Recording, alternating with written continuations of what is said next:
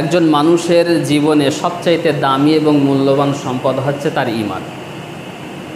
তার পরিবারের চাইতেও, তার স্ত্রী পুত্র, তার বাবা মা, এমনকি তার জীবনের চাইতেও যদি কোনো দামি এবং মূল্যবান সম্পদ জিনিস থেকে থাকে তাহলে সেটা হচ্ছে তার ঈমান। এই জন্যই তো দেখা গিয়েছে যে বহু সাহাবায়ে কেরামগণ ঈমান রক্ষা করতে গিয়ে নিজের জীবন পর্যন্ত বিসর্জন দিয়েছেন, না দেয়নি বলেন? দিয়েছেন। এমনকি পবিত্র কুরআনুল কারীমের মধ্যেও আল্লাহ রব্বুল আলামিন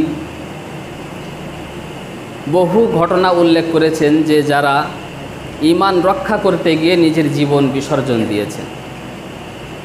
30 পারা একটা সূরাও আল্লাহ পাক নাজিল করেছেন যে সূরাটির মধ্যে বহুবার কসম খেয়েছেন, ওয়াস-সামাই যাতিল বুরুজ ওয়াল ইয়াউমিল মাউউদ ওয়া শাহিদিন ওয়া মাশহুদ কুতিলা আসহাবুল উখদুদ।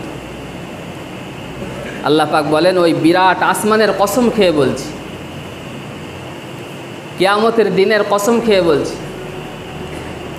এবং এই জুমার দিনের কসম খেয়েও আল্লাহ পাক বলছেন, এবং ওই সমস্ত মানুষের কসম যারা সত্যের সাক্ষী দেয়। এতগুলো কসম খেয়ে আল্লাহ পাক বলছেন যে কুতিলা আসহাবুল উখদুদ আন-নারি যাতিল ওয়াকুদ ইয হুম আলাইহা কুউদ ওয়া হুম আলা মা ইয়াফআলুনা বিল মুমিনিনা শুহুদ। নির্মমভাবে হত্যা করা হয়েছে ওই সমস্ত মানুষদেরকে যারা আমি আল্লাহ আমার প্রতি বিশ্বাস স্থাপন করেছি, আমি আল্লাহ আমার প্রতি ঈমান এনেছিল, শুধুমাত্র ঈমান আনার কারণে তাদের জীবন বিসর্জন দিতে হয়েছে। বিশ্বনবীর ভূমিষ্ঠ হওয়ার ঠিক 70 বছর পূর্বে ইয়ামানের একজন বাদশা ছিল, সেই বাদশাটা আগুন পূজা করত। তো সে দেখল যে তার ওই রাজ্যের মধ্যে কিছু সংখ্যক মানুষ তারা আগুন পূজা ছেড়ে দিয়ে এক আল্লাহর প্রতি বিশ্বাস স্থাপন করেছে, এক আল্লাহর প্রতি ঈমান এনেছে। তো এই বাদশা যখন জানতে পারল তো বড় বড় গর্ত খুঁড়ল এবং ওই গর্তের মধ্যে আগুন জ্বালালো। আগুন জ্বালানোর পরে ওই সমস্ত ব্যক্তিদেরকে ধরে আনার পরে তাদেরকে বলা হলো যে তোমরা যদি এক আল্লাহকে ছেড়ে এই আগুন পূজা যদি না ধরো তাহলে তোমাদেরকে এই আগুনেই জ্বালিয়ে পুড়িয়ে শেষ করে দেওয়া হবে। তো ওই সমস্ত মানুষগুলো এক বাক্যে বলেছিল যে আমরা জীবন দিয়ে দেবো কিন্তু ঈমান হারাবো না। সুবহানাল্লাহ পড়ে। তো ওই সমস্ত মানুষদেরকে ধরে ধরে সেই উত্তপ্ত আঙ্গারের মধ্যে ফেলা হচ্ছিল, তারা কালেমা পড়তে পড়তে নিজের জীবনকে বিসর্জন দিয়েছে। তো কোরআনের মধ্যেও আল্লাহ রাব্বুল আলামিন বহু ঘটনা তুলে ধরেছেন যারা ঈমান রক্ষা করতে গিয়ে নিজের জীবন বিসর্জন দিয়েছে। এই জন্যই আজ আমাদের জীবনের সবচেয়ে দামি এবং মূল্যবান যদি কিছু থেকে থাকে সেটা কি বলেন? ঈমান। জোরে বলেন একবার। ঈমান হচ্ছে সবচেয়ে গুরুত্বপূর্ণ এবং দামি জিনিস। কিন্তু আজ দুর্ভাগ্য, আজ আমাদের এই ঈমান নিয়ে কোনো আলোচনা নেই, আমাদের এই ঈমান নিয়ে কোনো কল্পনা জল্পনা নেই, কোনো ফিকির নেই, চিন্তা চেতনা নেই। আমাদের ফিকির হচ্ছে দুনিয়া নিয়ে, দুনিয়া কিভাবে বানাবো, গাড়ি কিভাবে করব, একটা বাড়ি কিভাবে করব, একতলা থেকে দুইতলা কিভাবে বানাবো, একটা গাড়ি থেকে আরেকটা গাড়ি কিভাবে হবে, এই সব ফিকির। কিন্তু আমার ঈমান কিভাবে গড়বে, আমার ঈমান কিভাবে মজবুত হবে, আমার ঈমান কিভাবে শক্তিশালী হবে, এটা আমাদের কোনো চিন্তা ফিকির নেই। এই জন্য আমার জ্ঞানীজনেরা জীবনের সবচাইতে গুরুত্বপূর্ণ এবং ইম্পর্টেন্ট যদি অধ্যায় যদি কিছু থেকে থাকে সেটা হচ্ছে ঈমানের অধ্যায়। এই জন্য খুব খেয়াল করে শুনুন, মনোযোগ সহকারে শুনুন। এই ঈমানের এত দাম যে ঈমান থাকবে তো আপনি জান্নাতে যাবেন, আর ঈমান থাকবে না তো আপনি কোথায় যাবেন? জাহান্নামে যেতে হবে। একের পরে যত জিরো সংখ্যা লাগাবেন ততই কিন্তু একের মূল্য বেড়ে যাবে, ঠিক কিনা? একের পরে একটা জিরো লাগাবেন 10 হয়ে যাবে, দুটো জিরো লাগাবেন 100, তিনটে 1000, চারটে 10,000, পাঁচটায় 1 লাখ। এমনভাবে যত বাড়াবেন জিরো সংখ্যা একের পরে তত কিন্তু একের মূল্য বেড়ে যাবে। আর শুরুতেই 1 নেই, শুধু জিরো বাড়িয়ে যাচ্ছেন, ওতে কোনো মূল্য হবে? 1000টা জিরো লাগান, কোনো অসুবিধে, কোনো দাম হবে না, কোনো মূল্য থাকবে না। তো ঠিক তদ্রূপ আপনার ভেতরে ঈমান থাকবে তো সমস্ত ইবাদত বন্দিগির কাজ আসবে। এটা মূল্যায়ন হবে। আর যদি আপনার ভিতরে ঈমান না থাকে, আপনি যতই নামাজ পড়েন, জিকির করেন, তসবিহ তেলাওয়াত করেন, রোজা রাখেন, এসব কিচ্ছু কাজে আসবে না, কারণ আপনার ভেতরে ঈমানই তো নেই। আজ আমরা এখানে যারা আছি, আমরা সকলেই দাবি করি যে আমরা একজন ঈমানদার। দাবি করি না, করি না? আমরা সকলেই দাবি করি যে আমরা ঈমানদার। কিন্তু যদি এখানে যদি প্রশ্ন ছড়া হয় যে ঈমান কাকে বলে, ঈমানের অর্থ কী, সংজ্ঞা কী, তো অধিকাংশ মানুষে আমরা ভুল অ্যান্সার দেব, ঠিক কিনা বলেন? তো এই জন্য খুব খেয়াল করে শুনুন, এটা খুবই গুরুত্বপূর্ণ একটা অধ্যায়। ঈমানের বিধান, ঈমানের অধ্যায়, এটা একটা খুব গুরুত্বপূর্ণ। খুব খেয়াল করে শুনি আমরা, যারা ঘুমিয়ে পড়ছে একটু জাগিয়ে দেয়। ঈমানের অর্থ কি? ঈমানের অর্থ হলো বিশ্বাস করা। কি করা? বিশ্বাস করা। ঈমানের আবিধানিক অর্থ হচ্ছে যে কারোর ওপরে বিশ্বাস করে তার সমস্ত কথাগুলোকে মেনে নেওয়া। ঈমানের আবিধানিক অর্থ কি? কারোর ওপরে বিশ্বাস করে তার সমস্ত কথাগুলোকে মেনে নেওয়া। আর ইসলামিক পরিভাষায় ঈমান বলা হয় যে বিশ্বনবী মুহাম্মদুর রাসূলুল্লাহ সাল্লাল্লাহু আলাইহি ওয়াসাল্লাম আল্লাহর পক্ষ থেকে যা কিছু এনেছেন, যা কিছু বলেছেন, যা কিছু নীতি নির্ধারণ করেছেন, ওই সবটুকু বিনা প্রশ্নে চোখ বন্ধ করে নিজের হৃদয় থেকে বিশ্বাস করে মেনে নেওয়ার নাম হচ্ছে ঈমান। এর নাম হচ্ছে ঈমান। যে বিশ্বনবী মুহাম্মদুর রাসূলুল্লাহ সাল্লাল্লাহু আলাইহি ওয়াসাল্লাম আল্লাহর পক্ষ থেকে যা কিছু এনেছেন, যা কিছু বলেছেন, যা কিছু নীতি নির্ধারণ করেছেন, ওই সবটুকু বিনা প্রশ্নে চোখ বন্ধ করে হৃদয় থেকে মেনে নেওয়ার নাম হচ্ছে ঈমান। এখন এই ঈমান আমাদের ভেতরে আছে না নেই, এটা আমরা বুঝবো কীভাবে বলেন? আমার ভেতরে যে ঈমান আছে আমি বুঝবো কীভাবে? এটাও তো একটা মাপকাঠি লাগবে।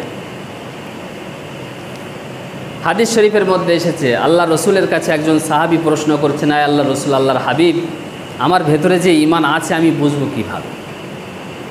আল্লাহ রসুল সাল্লাল্লাহু আলাইহি ওয়াসাল্লাম তখন বললেন, ইজা সাররাতকা হাসানাতুকা ওয়া ইজা সাআতকা সাইয়্যাতুকা ফা আনতা মুমিন। খুব ছোট্ট কথা।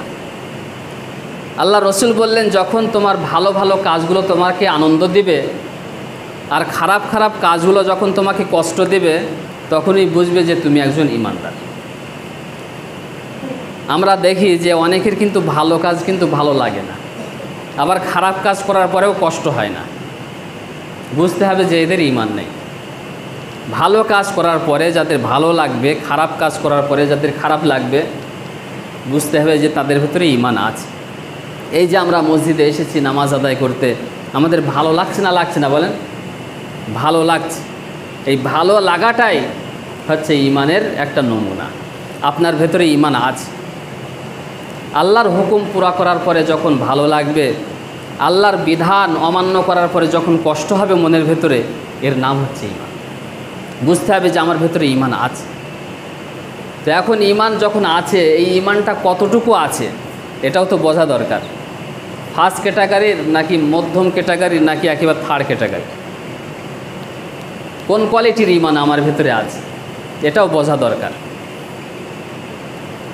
তো এই বিষয়েও হাদিস শরীফের মধ্যে এসেছে, বুখারী শরীফের হাদিস, হযরত আবু সাঈদ খুদরী রাদিয়াল্লাহু তাআলা আনহু তিনি বর্ণনা করেছেন, আল্লাহ রসুল সাল্লাল্লাহু আলাইহি ওয়াসাল্লাম তিনি বলছেন, মান রাআ মিনকুম মুনকারান ফালইউগাইয়িরহু বিয়াদিহি। ফার্স্ট ক্যাটাগরির ঈমান হচ্ছে ওই ঈমান যে আপনার সম্মুখে যখন অন্যায় কাজ হবে, আল্লাহর বিধান লঙ্ঘন হবে, তো আপনি তাকে হাত দিয়ে বাধা দেবেন। এটাই হচ্ছে ফার্স্ট ক্যাটাগরির ঈমান। আপনার সম্মুখে যখন আল্লাহর বিধান লঙ্ঘন হতে আপনি দেখবেন, তো আপনার ভেতরে যদি ফার্স্ট ক্যাটাগরির ঈমান থাকে তাহলে আপনি হাত দিয়ে বাধা দেবেন। হাত বলতে শুধু এই হাত না, ক্ষমতার হাত হতে পারে, শক্তির পাওয়ারের হাত হতে পারে, টাকা পয়সার হাত হতে পারে, যেভাবে হোক আপনি বাধা প্রদান করবেন। এর নাম হচ্ছে ফার্স্ট ক্যাটাগরির ঈমান। ফাইল্লাম ইয়াস্তাতি ফাবিলিসানিহি। যদি এই ফার্স্ট ক্যাটাগরির ঈমান যদি না থাকে, অন্তত সেকেন্ড ক্যাটাগরি, যে আপনি জবান দিয়ে বাধা দেবেন। আপনি তাকে জবান দিয়ে বাধা দেবেন যে এটা অন্যায় হচ্ছে, এটা আল্লাহর বিধান লঙ্ঘন হচ্ছে, আপনি তাকে জবান দিয়ে বাধা দেবেন। এটা হচ্ছে সেকেন্ড ক্যাটাগরি ঈমান। জবান দিয়ে বলতে মিটিং মিছিল করেও হতে পারে, সংগ্রাম সম্মেলন করেও হতে পারে, আপনি তাকে নিন্দা জানাবেন, এটাই হচ্ছে সেকেন্ড ক্যাটাগরি ঈমান। আর এরপরে আল্লাহ রসুল বলছেন ফাইল্লাম ইয়াস্তাতি ফাবি কলবিহি, যদি হাত দিয়েও যদি বাধা প্রদান না করতে পারো, জবান দিয়েও যদি বাধা প্রদান না করতে পারো, অন্তত অন্তরে ঘৃণা করতে হবে। আর অন্তরে ঘৃণার অর্থ হচ্ছে যে ওই কাজটাকে কিভাবে বন্ধ করা যায় তার পরিকল্পনা অন্তরের ভেতরে আনতে হবে, এর নাম হচ্ছে ঘৃণা। এরপরে আল্লাহ রসুল বলছেন ওয়াজালিকা আযআফুল ঈমান, আর এটাই হচ্ছে ঈমানের একেবারে সর্বশেষ ধাপ। এটাও যদি না হয় কারোর ভেতরে, তাহলে বুঝতে হবে যে ওর ঈমান নেই। আল্লাহর বিধান লঙ্ঘন হচ্ছে আপনার চোখের সামনে, আর আপনি হাত দিয়েও বাধা দিলেন না, জবান দিয়েও বাধা প্রদান করলেন না, আপনি অন্তরেও ঘৃণা করলেন না, বুঝতে হবে যে আপনার ভেতরে কি নেই, ঈমান নেই। এরপরে আপনি যতই নামাজ পড়েন, রোজা করেন, হজ করেন, যাকাত দেন, ওই ঈমানে কোনো কাজ হবে না, ওই সমস্ত ইবাদত বন্দিগি। তো এই তিন ক্যাটাগরির মধ্যে আপনাকে থাকতে হবে। এখন মনে করুন যে আমার ঈমানটা সবচাইতে লো, একেবারে থার্ড ক্লাসের, আমি অন্তরে একটু ঘৃণা করি, এরপরে আর কিছু করতে পারি না। তো এই ঈমানটাকে আপনি বাড়াবেন কিভাবে, কোন কাজের মাধ্যমে আপনি বাড়াবেন বলেন? হাদিস শরীফের মধ্যে এসেছে, বুখারী শরীফের হাদিস, আল্লাহ রসুল সাল্লাল্লাহু আলাইহি ওয়াসাল্লাম বলেন আল ঈমানু বিজউন ওয়া সাবউনা শু'বা ফাআফজালুহা কাউলু লা ইলাহা ইল্লাল্লাহ ওয়া আদনাহা ইমাতাতুল আযা আনিত তারিক ওয়াল হায়াউ শু'বাতুন মিনাল ঈমান। ঈমান কীভাবে বাড়াবেন? আল্লাহ রসুল বলছেন যে ঈমান হচ্ছে একটা বীজ, একটা দানার মতো। কিসের মতো? দানার মতো, বীজের মতো, যেটা অন্তরের মধ্যে প্রবিষ্ট হয়, যেটা অন্তরের মধ্যে রোপণ করা হয় এবং সেখান থেকে অঙ্কুরিত হতে থাকে। ওই অঙ্কুর আস্তে আস্তে বড় হতে থাকে, তার পাতা বল্লভ গজায়, তার শাখা প্রশাখা হয়, একদিন বিরাট এক প্রকাণ্ডে রূপান্তরিত হয়। আল্লাহ রসুল সাল্লাল্লাহু আলাইহি ওয়াসাল্লাম বোঝাতে চাচ্ছেন যে যেমনভাবে তোমরা ওই মাঠে গিয়ে একটা দানা রোপণ করো, বীজ রোপণ করো, এবার ওই বীজের ওপরে মেহনত করো, পানি দাও, তারপরে সার দাও, তারপর আশেপাশগুলো নোংরা আবর্জনাগুলো পরিষ্কার পরিচ্ছন্ন রাখো, তারপরে ওই অঙ্কুর আস্তে আস্তে বড় হতে থাকে, একদিন শক্তিশালী একটা গাছ হয়, সে আবার ফল দিতে থাকে। তো ঠিক ওই রকম ঈমানও ওই রকম বীজের মতো অন্তরের মধ্যে রোপণ হয়। এরপরে এই ঈমানের ওপরে যত মেহনত করা হয়, মুজাহাদা করা হয়, কষ্ট স্বীকার করা হয়, আল্লাহর রাস্তায় বার হতে হয়, এরপরে যত কষ্ট আপনি করবেন ঈমানের ওপরে, ততই আপনার ঈমান বাড়তে থাকবে, আপনার ঈমান মজবুত হবে, শক্তিশালী হবে, এক বিরাট এক প্রকাণ্ডে রূপান্তরিত হবে। এই ঈমানকে পৃথিবীর কোনো শয়তান নষ্ট করতে পারবে না। তো এই ঈমান সবচাইতে বাড়াবেন কিভাবে? আল্লাহ রসুল বলছেন ফাআফজালুহা কাউলু লা ইলাহা ইল্লাল্লাহ। ঈমান সবচাইতে বেশি বাড়বে কালিমায়ে লা ইলাহা ইল্লাল্লাহ যত বলবেন, যত এর উপরে মেহনত করবেন। লা ইলাহা ইল্লাল্লাহ এর অর্থ কি? যে আল্লাহ ছাড়া কোনো মাবুদ নেই, আর মুহাম্মাদুর রাসূলুল্লাহ মুহাম্মদ সাল্লাল্লাহু আলাইহি ওয়াসাল্লাম আল্লাহর পাঠানো প্রেরিত পয়গম্বর। তো লা ইলাহা ইল্লাল্লাহ এর অর্থ কি? এর অর্থ হচ্ছে আল্লাহ ছাড়া কোনো মাবুদ নেই। এর থেকে চাওয়া হচ্ছে যে যা কিছু হয় এই পৃথিবীতে, যা কিছু হচ্ছে হবে, সব কিছু আল্লাহর পক্ষ থেকে হচ্ছে। যা কিছু হচ্ছে কোথা থেকে হচ্ছে? আল্লাহ থেকে হচ্ছে। আমাদের মনের ভেতরে বসে আছে যে আমার দোকান থেকেই সব কিছু হচ্ছে, আমার ওই মাঠ থেকেই সব কিছু হচ্ছে, আমার ব্যবসা থেকেই সব কিছু হচ্ছে, কিন্তু না, যা কিছু হচ্ছে আল্লাহ থেকে হচ্ছে। এটা অন্তরের মধ্যে আনা যে যা কিছু হয় আল্লাহ থেকে হয়। আমাকে আল্লাহই খাওয়ায়, আমাকে আল্লাহই পড়ায়, আমাকে সুস্থ রেখেছে তো আল্লাহ, এবং আমার হায়াত, আমার মৌত সব আল্লাহর উপরে। এটা পরিপূর্ণ বিশ্বাস আমাদের অন্তরে আনতে হবে। যখন এই বিশ্বাস আপনার অন্তরের মধ্যে থাকবে, তো আপনি ওই দোকানটা ছেড়ে আপনি মসজিদে আসতে পারবেন, আপনার ব্যবসা ছেড়ে মসজিদে আসতে পারবেন, আপনার কাজকর্ম ছেড়ে আপনি মসজিদে আসতে পারবেন, নামাজ আদায় করতে পারবেন এবং আল্লাহর বিধানগুলো পূর্ণাঙ্গভাবে আদায় করতে পারবেন। কারণ যা কিছু হয় আল্লাহ থেকে হয়, আমার থেকে কিছু হয় না, আমার মাঠ থেকে কিছু হয় না, আমার ব্যবসা থেকে কিছু হয় না। যা কিছু হচ্ছে কোথা থেকে হচ্ছে? আল্লাহ থেকে হচ্ছে, এর পরিপূর্ণ বিশ্বাস। এবং এই পৃথিবীতে যত মতপথ আছে সমস্ত কোনো মতপথে কামিয়াবি নেই, একমাত্র বিশ্বনবী মোহাম্মদ রসুল্লাহ সাল্লাল্লাহু আলাইহি ওয়াসাল্লামের তরিকার ওপরেই কামিয়াবি আছে। এর বিশ্বাস যখন পরিপূর্ণ আপনার অন্তরের ভেতরে চলে আসবে, তো আপনার ইমানের ওপরে চলতে সহজ হয়ে যাবে এবং আপনার ইমান তত বাড়তে থাকবে। আর ইমানের সবচাইতে শুরু, যেখান থেকে ইমান আপনার শুরু হবে, বানবে, সেটা হচ্ছে আল্লাহ রসুল বলছেন ও আদনা হা ইমাতুল আজা আনিত তরিক, রাস্তা থেকে কষ্টদায়ক বস্তু সরিয়ে দেওয়া, রাস্তাকে পরিষ্কার পরিচ্ছন্ন রাখা, এখান থেকেই আপনার ইমান বানবে।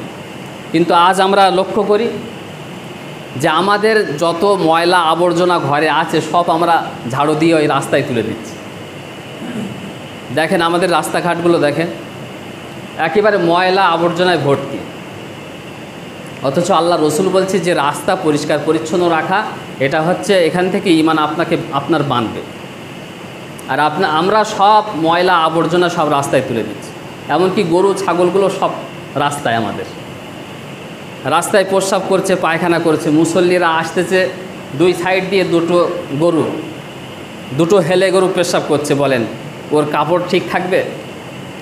আর ওই অবস্থায় যদি নামাজ পড়ে, নামাজ হবে? সব তো নাপাক হয়ে গেছে। তো রাস্তাঘাট এটা পরিষ্কার পরিচ্ছন্ন রাখতে হবে। আমরা যেখানে যে অবস্থায় আছি ওই জায়গাটাকে আমাদের পরিষ্কার রাখতে হবে, ঘর পরিষ্কার রাখতে হবে, জামা কাপড় পরিষ্কার রাখতে হবে, ঘরের আঙিনাগুলো পরিষ্কার রাখতে হবে, আমার ঘরের পাশে যে রাস্তাটা অংশ পড়ছে এই রাস্তাটাও পরিষ্কার রাখতে হবে। এটা হচ্ছে এখান থেকে ইমান আপনার বানবে। আর যত পরিষ্কার পরিচ্ছন্ন থাকবো আমরা, ততই আমরা রোগমুক্ত থাকব, আমাদের গ্রাম রোগমুক্ত হবে। এই জন্য আমরা সবাই নিয়ত করি যে আমরা রাস্তাঘাট সমস্ত জায়গাগুলো পরিষ্কার পরিচ্ছন্ন রাখবো, বলেন ইনশাআল্লাহ। এবং এরপরে বললেন যে ওয়াল হায়া ও শুবাতুম মিনাল ইমান, লজ্জাও একটা ইমানের অঙ্গ। লজ্জা কি বলেন? লজ্জাও ইমানের একটা অংশ। এখানে লজ্জা বলতে ওই লজ্জা, যে লজ্জাটা আপনার যখন মসজিদে আজান হয়েছে, সবাই আপনার ঘরের সামনে দিয়ে চলে আসতেছে মসজিদে, আপনার লজ্জা অনুভূত হলো যে সবাই নামাজে যাচ্ছে আর আমি একজন মুসলমান ঘরে জন্ম, আমি একজন মুসলমান হয়ে কিভাবে বসে থাকতে পারি? আপনার লজ্জা অনুভূত হলো, আপনি উঠলেন, উজু করলেন, জামা পরলেন, মসজিদে চলে আসলেন, নামাজ আদায় করলেন। এই যে লজ্জা, এই লজ্জাটাই হচ্ছে ইমানের অংশ। আর যে লজ্জা আপনাকে মসজিদে আসতে দেয় না, পাঞ্জাবি গায়ে দিতে দেয় না, যে লজ্জা আপনাকে মুখে দাঁড়িয়ে রাখতে দেয় না, এই লজ্জা আসলে ইমানের অংশ না, এটা হচ্ছে কুফরির অংশ, এটা হচ্ছে বেঈমানের অংশ। আজ এই লজ্জায় আমাদের বেশি, ঠিক কিনা বলেন? আজ এই কুফরির অংশ যে লজ্জাটা, এই লজ্জাটাই আমাদের বেশি, যার কারণে আজ আমরা দিনের ওপরে আমরা চলতে পারছি না, আমাদের ইমান আস্তে আস্তে দুর্বল হয়ে যাচ্ছে যে লজ্জাটার কারণে। এই জন্য আমরা আল্লাহর জন্য লজ্জা করি, আল্লাহর বিধান আমার থেকে যাতে ছুটে না যায়, এটা আমরা লক্ষ্য রাখি, তবে আমাদের ইমান তৈরি হবে, মজবুত হবে। আর এই 15 মিনিট 20 মিনিট কথা শুনে নিলাম আর এখানেই আমরা ইমান তৈরি করে ফেলবো, এটা কিন্তু না। এর উপরে মেহনত করতে হবে। যেমনভাবে আল্লাহ রসুল সাল্লাল্লাহু আলাইহি সাল্লাম বলেছেন যে ইমান হচ্ছে একটা বীজের মতো, দানার মতো, ওটা দিলের মধ্যে রোপণ হয়, এবার ওর উপরে মেহনত করা হয়, মুজাহাদা করা হয়, কষ্ট স্বীকার করা হয়। যে যত কষ্ট করবে তার ইমান তত তৈরি হবে। এই জন্য আমরা নিয়ত করি আমরা এই ইমানের উপরে মেহনত করব। যত মেহনত করব ততই আমাদের ইমান বাড়বে। শুধু ঘরে বসে বসে হবে না, 3 দিন 10 দিন 40 দিন 4 মাস এটা আল্লাহর রাস্তায় বেরোতে হবে। সাহাবায়ে কেরামগণ বলেন যে আমরা আল্লাহ রসুলের মুখ থেকে শুনে শুনে আমরা ইমান শিখিনি, বরং এই ইমানের উপরে আমরা কষ্ট স্বীকার করেছি। আমাদের এমনকি নিজের জন্মস্থানকে ছেড়ে, জন্মভূমিকে ছেড়ে আমরা হিজরত করেছি, মদিনায় গিয়েছি, তারপরে আমাদের ইমান তৈরি হয়েছে। 13 বছর মেহনত করার পরে ইমান বেনেছে, তারপরে সার্টিফিকেট এসেছে সাহাবীদের ওপরে। তো আমরাও একটু যদি মেহনত করি, যে নিজের ঘর বাড়ি ছেড়ে আল্লাহর রাস্তায় যদি 3 দিন, 10 দিন, 40 দিন, 4 মাস যদি এগুলো সময় যদি লাগাতে পারি, ইনশাআল্লাহ আমাদেরও ঈমান মজবুত হবে। আর যে গ্রামের যত মানুষ আল্লাহর রাস্তায় থাকবে, ওই গ্রামকে আল্লাহ পাক বিপদ মুক্ত রাখতেন। যদি কোনো গজব নাজিল করে আর ইরাদা করে থাকেন আল্লাহ পাক, ওই গজবকে আল্লাহ পাক হটিয়ে দেবেন এবং ওই গ্রামকে আল্লাহ পাক সোনার মদিনা বানিয়ে দেবেন। পড়েন সুবহানাল্লাহ। এই জন্য আমরা সময়কে ফারেক করি, একটু খেয়াল করি যে আমরা কোন সময় বার হলে ভালো হয়, আমার কোন সময়টা আল্লাহর রাস্তায় দেব। এরকম একটা সময় আমরা প্রত্যেকেই পরিকল্পনা করি যে প্রত্যেকেই আমরা আল্লাহর রাস্তায় যাব এবং কিছু না কিছু সময় লাগাবো পড়েন ইনশাআল্লাহ।